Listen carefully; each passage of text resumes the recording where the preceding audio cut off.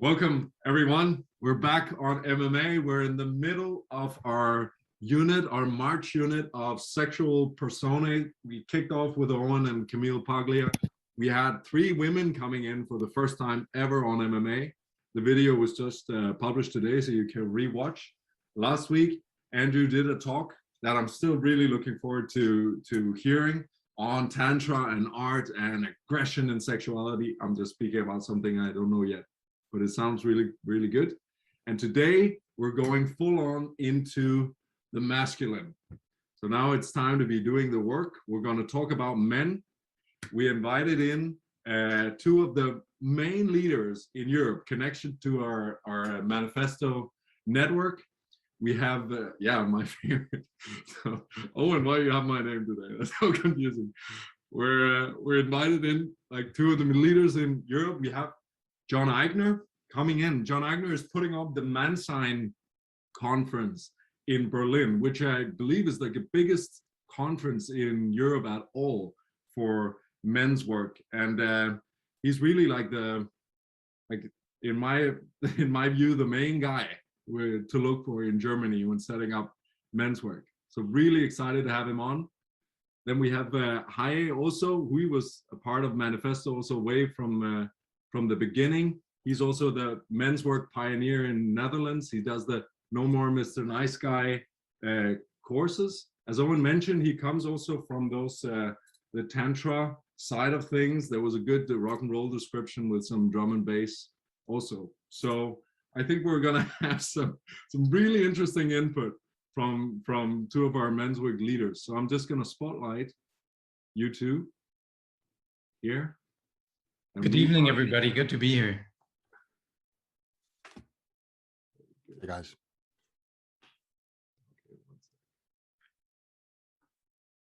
Awesome. So the plan today is that in the beginning part of this, we're going to have a conversation. We're going to learn about men's work. We're going to see about what John and HAJEE are working with and really get into this topic and see where the friction is with this modern man and how we're dealing with him. Then we're going to do a breakout in the middle to get everyone going, get the conversation going. Then we're going to open up to a Q&A, sort of open discussion in the second half before we go into wonder. So beginning right here, welcome John and HAJEE. It's great to have you on. It's a pleasure. Yeah, nice.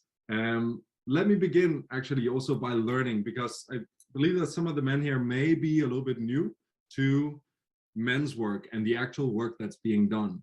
So John, do you want to tell us a little bit about the work that you're doing and how you got into it? Yes. I mean, men's work for me, and this is also a personal path that how I fell into it, if you want to call it falling into it, was through community. Very much that the support of others and reflections from others that are the male of the species, human. And that is really the core of my work, and also what we're doing with our nonprofit organization, Evolution in Germany, where we're putting on the Mann conference, and as you mentioned. And the work I do on a regular basis is single coachings and group workshops that are very much based on that male-to-male bonding experience that you might be familiar with if everything went well from a family environment, of a father or a brother. So that's very much the basis of all that. And then from there, we dive into the individual,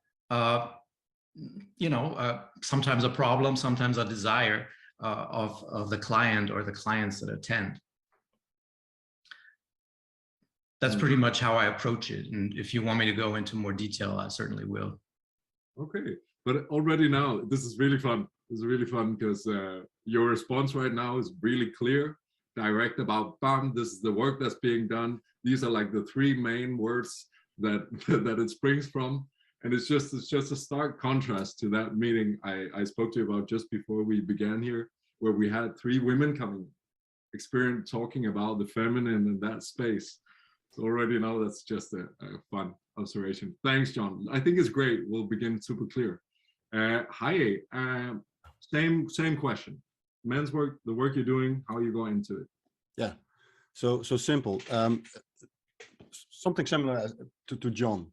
I was, I think about 12 years ago, invited to a men's group, rooted in a tantra scene, tantra community it was. And then for the first time I came in contact with basically the safe bedding of a group with men only. And then I realized and experienced the great benefits that such a group can provide to men. And at the day I was still engineering, an electrical engineer, but it was such a help for me that I was so inspired by this that I thought like, man, I want to become an ambassador of this stuff, you know. So I started working with this.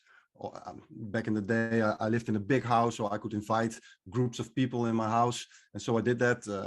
And we started out, my wife and I, with men and women. But at a certain point, I said, no, I'm going to do it with men only. Fuck, that's what I need to do. So there it kind of started as a hobby, so to speak, and it has evolved. So since 6 years, I'm doing this full time men's work. So I also came in contact with Robert Glover, the author of the cover is off, but the book Normal Mr. Nice Guy, and I basically took that as a vessel to start working with men, because I think the nice guy syndrome is a let's call it an archetype that a lot of men recognize themselves in, and what is a nice entry point to start men's work. Because as John said, you know, I think my product is, same as John's, is male bonding, you know, because that is, in my opinion, a solution to a lot of stuff that a modern man is facing. Yeah, so that's it in a nutshell, man. Male bonding, that is key, and I think that's also in essence what men's work is about. It's about relaxing in the presence of other men and finding there the self-confidence that a lot of men are actually looking for or suffering from the lack of. Mm. Beautifully said. Yeah. Really good. I love nutshells. Let's dwell for a second on that male bonding thing. Just one step back. You mentioned, you put a little bit more words to it high there about relaxing in the presence of other men. So in your words and in your view, what is male bonding and how is it different from like into sexual relationship? Yeah. Well, basically that's it. There's a few things that are different. They're different with the male only group and a mixed group, so to speak. Yeah. Let's talk about intimacy. Yeah. So I think intimacy is something that you can have with both a man and with a woman. Now, when I start having intimacy with a woman, and then I mean, you know, having a conversation, and it starts to become deeper, and we start to become really we're getting closer to ourselves, and it becomes vulnerable. Yeah. Then at a certain point, especially when it's a woman, in my case, you know, I'm a heterosexual, then you can come to a state like, ooh, this becomes, you know, so intimate that the sexual agenda can come in place. At least in my case, you know, because I'm a man, I got a cock, and you know, so the sexual tension can start blurring the intimacy.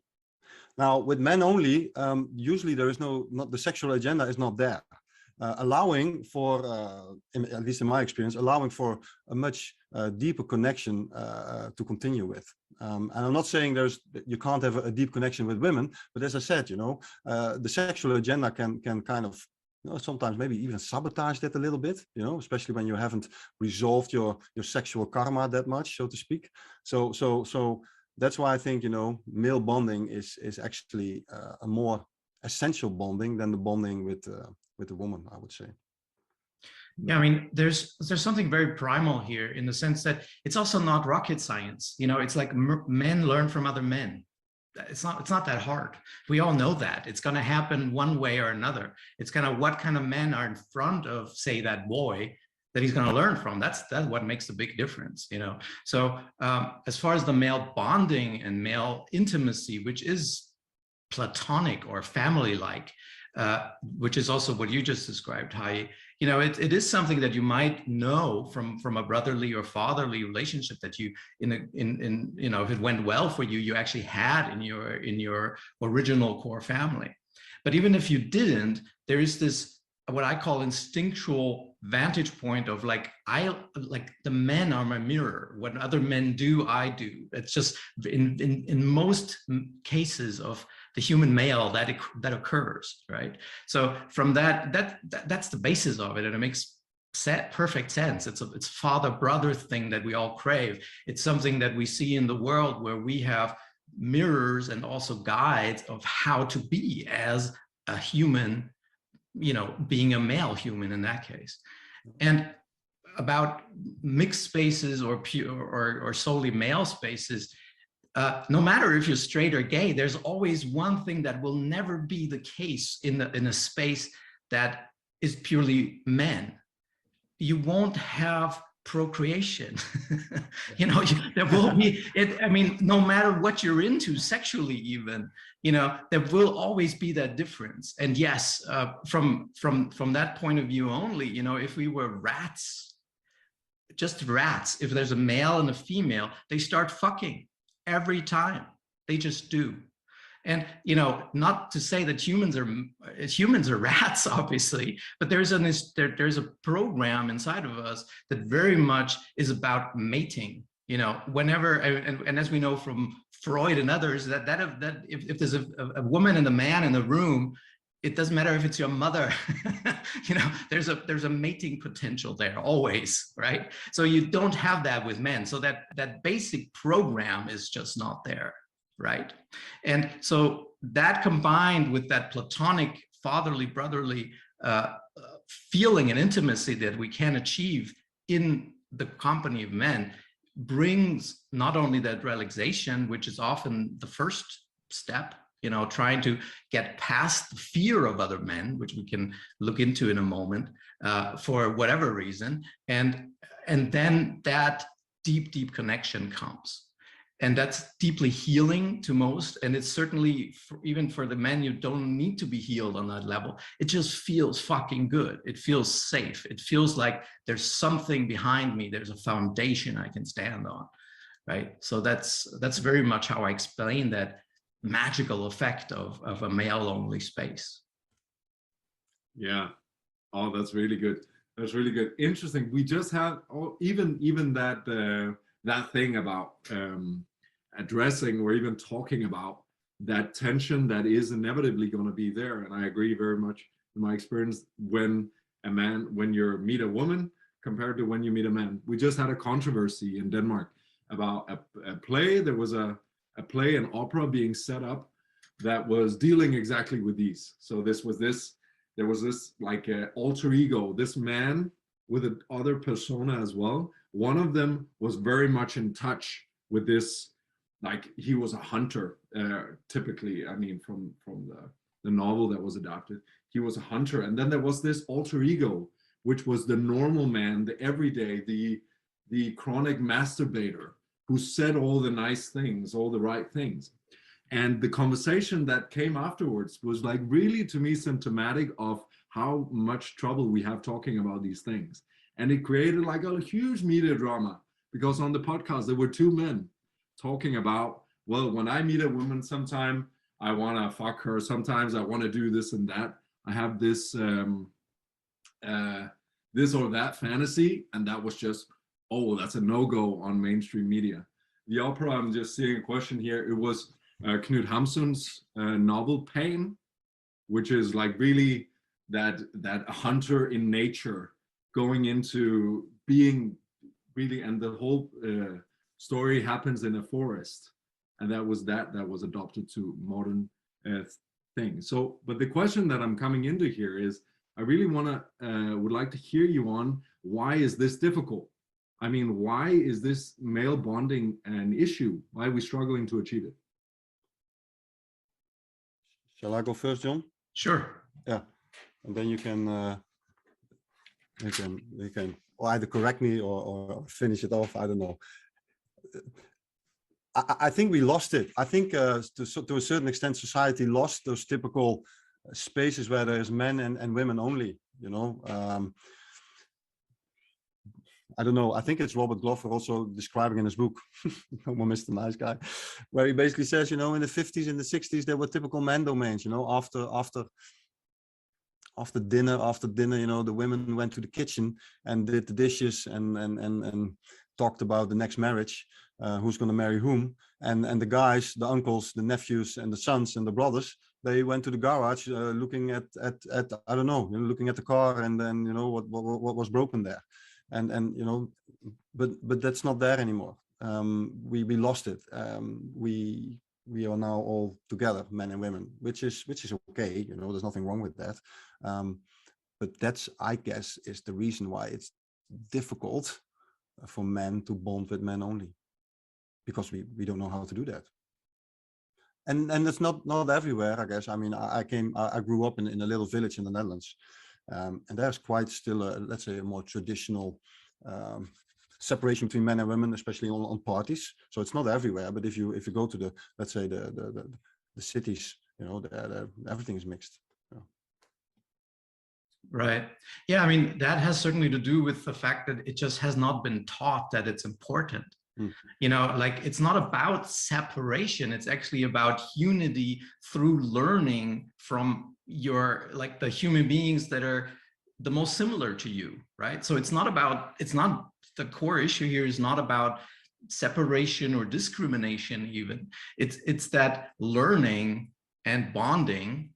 And yes, we have not learned how to do that in many cases, which is of course influenced by media or the sort of, you know, politics, or, you know, like these kind of things and narratives that are being fed to us that might be even well-intended of, you know, I'm all about, I think it's great that there's women who can do, that are not excluded from certain professions or all that stuff that might have been the case and was easier to separate or to kind of learn from your male or female peers, of course. Yeah, so it was simpler, but I'm not saying it was necessarily better, right? So, but in either case, this is the world we live in now, but there's certain principles that are universal and ancient that have always worked, and we cannot, you know, it would be arrogant of us to think that just because we're so cool and so emancipated and we're so high tech and all that, we don't need any of that anymore, right? So it's a typical, if you will, human species arrogance case where we think, oh, we can totally do away with all that because we're so cool and advanced now, and turns out no, we're not, and we're kind of fucking up because we're not taking into consideration these basic principles of what's great about male-to-male bonding, as we've called it today, or having that mirror in the other men, right? So coming back to your question, that we have not learned to do that because nobody told us that's important. We might even have been told, oh, don't hang around men because you need to listen to women because then you're going to be less of a rapist. You know, there's all kinds of messages being sent to us that a well-intended man will try to follow to do good because that's what men do. You know, they want to bring good to the world. But you know, then what? That doesn't work out that way, as we probably all know around here.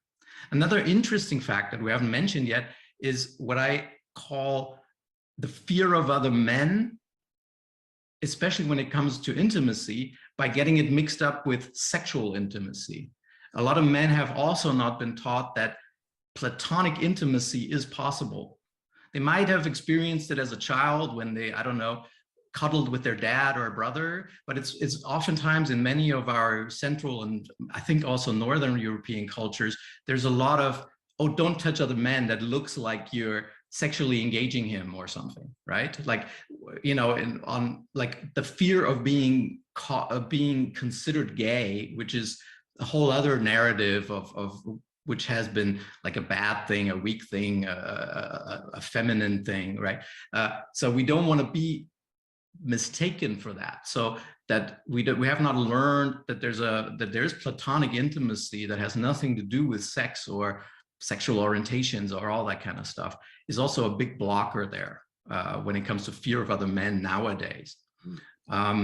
Last thing is probably, which is a little bit like we have not learned or have learned the wrong thing, is just being afraid of other men, of their strength and their brutality or their possibility of brutality, right?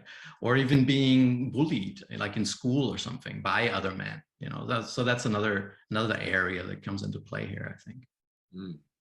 Yeah, really, really interesting. Also, that attaches onto something that you said on the last question, which was also that the consequence of this lack of understanding of male bonding and never really any initiation into it has consequences both in men relating to other men, but also in men relating to women. Could you shed some light on, because the way that I'm understanding you is there's a lack of male bonding, a lot of understanding that is important, and we don't even try it. And when there's that lack, there's something that, yeah, the effect, how does it affect us relating to women? Want to go first, HAJEE? Yeah, I can. Yeah, for sure.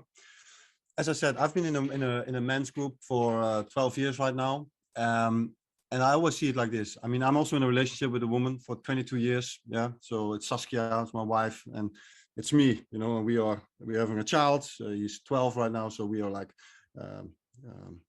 we are in a relationship. Now, this relationship would have failed if I was not, you know, in my men's group, and if my partner would not have been in a sister group. Yeah. Sometimes I really see it as my men's group is basically, and her sister group is kind of the foundation for our success, let's call it that, in our relationship. And there's several reasons for that. First of all, as I said, I don't discuss everything with my wife. Yeah. No, I discuss a lot of stuff also with my men's group. Yeah, I don't bother the relationship with, and that's, I think, also a current problem in Western society, is that in modern relationships that we have in the West, we try to, you know, your partner, it must be everybody. You know, it must be your buddy. You must have sex with her. You must have your partners in crime when it comes to parenthood. You know, there's so much stuff you need to do. So, and I'm always disgusted by those people who say, yeah, I love to be a team. Fuck that. I'm not for that. You know, I want polarity. I want it to be my wife, you know, and I think that's on the long term what works. I don't think teams will survive. Maybe for some people it will work, but not for me. So that's why I try to, you know, found the foundation of my masculinity, of my responsibility, my polarity in the relationship in my men's group. Yeah. And you know, the counterpart is the responsibility of my wife. So I think there men's work is very, as I said, a solution for a lot of relational problems as well. That comes to mind first. John, what do you think? Yeah, very much in alignment with that. I mean, from a very simplistic metaphorical point of view of polarity, you know, if there's a male and a female pole, if you charge the male pole in the male like battery charger, which is other men, if you're a human, you know, when you return to that female pole at home, who hopefully has gone to her battery charger of femininity amongst her girls, you know, of course, there's going to be a bigger spark flying. I think that metaphor works beautifully here, right? And there's another few things at play here, I think, where it comes to like a human needs and desires as far as platonic intimacy or intimacy at all goes too, where you know, like in my work as a coach, there's a lot of single men that come to me that are looking to get laid or have never had a girlfriend, or really trying to look to connect and have these encounters and that connection and that becoming one with a woman or a partner. So oftentimes that neediness will be automatically projected whoever is that person that comes into their life through a date. And they might have been like, because of the lack of learning that male bonding also in a physical level is possible on a platonic level, right? They're just extremely underfucked and undercuddled. So all that will become neediness that date, they basically need a date to finally get cuddled again, right? They might have not been touched by another human being for 10 years. And it's not funny at all, really. You know, but there's a huge part of neediness there. And like HAJEE was saying, the woman or that relationship needs to be everything. And that's a lot of pressure, and it's not possible. And it's horrible to be in that position of having to be everything, right? So what a men's group or a men's bonding group, using our word today, can accomplish is having that community, and to the point of even physical interaction, may it be wrestling or cuddling or just getting a hug or a tap on the shoulder, right? Where it serves a purpose of human connection that doesn't have to be accomplished within that love relationship that, you know, will then just become this neediness thing that oftentimes, where if you're a guy and your woman has to do all these things for you, oftentimes there will be like strands of motherhood in there where she needs to be there for all your neediness, all the stuff. So if you're smart and take care of yourself in the right way, and for that, as a man, you will need other men to give you that space where you can be all these things. Also release your neediness, so you don't have to do that to that beautiful woman that's waiting for you at home, that doesn't want to be your mother. She wants to be that one thing that you desire, that is special, like, the icing on the cake, and she wants to feel that way. So, if you use her as your daily bread for everything, she's not going to feel special anymore. She's going to feel like this, like she has another child, but that is you. Does that make sense? So a bunch of these things also very much come into play and have a huge amount to do why men's work is good for your relationship with your woman at home. That's great. I'm even noticing in this conversation so far, I think we've been very much in agreement on everything so far, just like nodding heads all the time, because it's really, I think this is like the nature of the work that we all do in these things, is the realization that, yeah, these are the issues, and this is what happens when we work with it. I mean, and I can really relate, HAJEE, also to what you said about the relationship. I'm in a new relationship now. I met an amazing woman, amazing, and I'm absolutely sure that I would never have landed her if I'm not here doing this work all the time, and that I at least could not sustain it if I didn't stay in this work. And that I chose also in that I'm not with her right now, that I've been walking around being a little bit nervous. Oh, I'm going to talk to John and HAJEE and do this interview tonight. And there's that constant like resistance and nervousness. Why do I walk with that all day? It's meaningful. So I'm just going to stay in this and do that anyway. So I think for the last bit of this, like there are a lot of questions popping up, but an immediate one is that since all three of us, and probably a bunch more, really agree that this is like valuable and good work, and it does an amazing differences to men's lives, then why is this not a major thing? Why are men everywhere just not in men's groups once a week?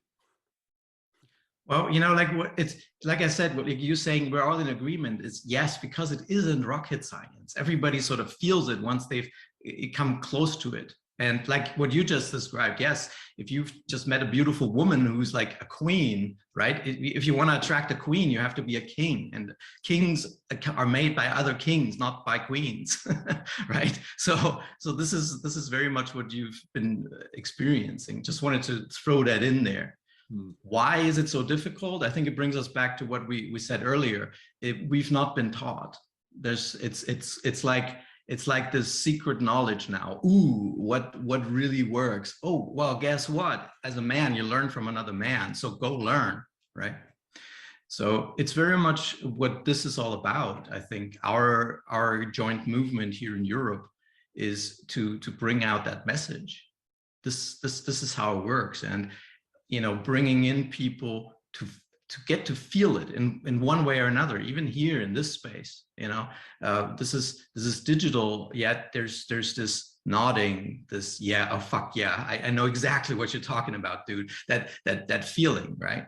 So bringing that feeling to the more men, the better. I think that's what we're doing here, and that's our what I would say educational work that's so important. Yeah, and to add, Eskil, because you basically asked why is it not, let's say, mainstream men groups, you know, why is it not being embraced by others? But I think it is maybe fighting to the, still a bit of a fight towards the traditional, let's say, male standard role model, because embracing the work that we're doing in men's work, John already said it, you know, sometimes it is about only receiving a hug, you know, which can be considered as a feminine practice because it's receiving, you know, and for men to opening up to that part in themselves, that takes a bit of courage, and they need to step over that threshold of gayness or whatever it is, you know, and that's why I think it's not mainstream. Yeah, because it takes a bit of courage and effort to accept that part of yourself as well. Because I think, you know, yeah, well, that's just what I want to say. It's not so much about, you know, men becoming more masculine. It's more, I like what Eli Buren said. I'm in his dojo for these 3 months. So he says it's all about refining the masculine. You know, it's not about, you know, pumping up yourself. No, it's about refining masculine and also, you know, finding the balance in yourself, which has to do with the feminine as well in ourselves. So I think that's also why it's difficult and why the threshold is quite high. Yeah, beautifully said. I think it's very much about men being allowed to be fully human. Yeah. You know, and yes, the narratives we're hearing from media, et cetera, has a lot to do with, yeah, there were fuck ups in the past. You know, you can very much discuss of what is considered a fuck up and what wasn't. But yeah, it's been perceived as fuck ups and has been falsely or oversimplistically been projected on, oh, that's because of men, that must mean men are bad. And the masculine is bad and not to be trusted, and we need to tame it, otherwise there's going to be more war, right? There's these oversimplistic narratives that are being fed for probably, you know, at least on the individual level, for very valid reason to a degree, right? So that's kind of the mess we're in. It's become there's a generation of men that's been fed that, you know, which does not help to really bond with other men, trust other men, relax around other men, not even trust your fucking self, because you're a human with a dick, oh, weapon, right? so it's that's not going to help, right? So that's where we're at. So it's really about taking these narratives and make them with the help of women, and yes, also with the help of what we might call the feminine in all of us, including us men, to turn it around and make it fruitful love or like stability, a foundation that everybody's craving all the time, a foundation that when a woman displays it is like celebrated. Oh, look what a strong woman is. Look, she just won the election. Look, she just took over that government. Look, she just really showed that guy, you know. So yes, and it's great. I'm okay with women getting in touch with their masculine or that phallic stability column within themselves. It's fantastic. Let's collaborate. But in the meantime, men have lost the connection to that, and it's not going to work out without us men. We need men to stop boycotting that conversation, or out of fear or pain and frustration and whatnot, to really join the force of humans, right? And then collaborate on that beautiful level we just discussed in our homes and in a love relationship, but also on a collective level, from politics to the job world. Yeah, I mean, two things jump out of this. What I'm hearing that word threshold being mentioned a bunch of times, and I think that's an important one. And then I'm hearing also, and I saw in one of the comments on our chat right here that Dietmar wrote experience. So I'm seeing that there is both this threshold, that it is, to me, this is really hard work. It's also because like coming in with men, especially coming in like fresh with all of your issues, coming into like a men's container where you just, I remember I started in a men's group with HAJEE leading it like 2 years ago, almost 2 years ago. And I was really pressured all the time. It was really, really hard work, painful work, so much stuff to be done. So there was a threshold, but I had made it past initiation. And that's what I'm hearing in that word experience also. I had sort of had an experience of some benefit that resonated deeply, and that it was also strong enough to overcome some societal conditioning or something. Then I got into it, but then it was also the realization that men's work was more about than overcoming some threshold. It was more about getting used to living in constantly facing thresholds, embracing resistance in life at all times, and just like getting used to life also being hard, and also seeking out the hard things, and noticing how like masculine integrity and overall like well-being in life really sprung out from that, becoming better and better at doing hard things. Well, yeah, I think what Kai was saying earlier about like overcoming that fear of opening up to another man in a men's group, for example, that it's fucking courageous. It takes a lot of guts to do that, to drop your pants and emotionally and really like show yourself, right? That's a huge edge, you know, and perhaps like getting these new narratives together, which will include very ancient knowledge, but also maybe like the word courage, you know, to teach humans, and especially men, that is courage too. It's not just, you know, like allowing yourself to be killed for other men that are not courageous enough to go in the ring themselves, right? And like send other people to kill themselves in the battlefield for them, right? That there's courage there, no doubt, but what about there's a new courage here, right? That has to do with being fully human, including that what we might call feminine, and opening up, being in surrender. Surrender is like the biggest edge practice ever, I think, right? So it takes a lot of guts and a lot of courage to do that. So I think that's a puzzle piece we very much need in that new masculinity, or that new practice of masculinity. The full range of being human needs to be there. I agree. And on the word experience, just to give an example from my own practice, you know, I organize those introduction evenings a few times a year, and so that's a low threshold. So guys are welcome there. They probably read the book No, Mr. Nice Guy, and we're going to talk about this. But for a lot of men, that's a men only, their first men only event, you know. And I can say to you guys, 8 of the 10 guys visiting that, they sign up, you know. So because they for the first time they experience an evening where, oh fuck, but this is something relaxed, you know, this is something I've never had before, this is something I've never experienced before, you know. So yeah, just saying, you know, it's the threshold, but once they're over the threshold and and there is a positive experience, then a lot of men, you know, they are game, you know, so yeah. Nice.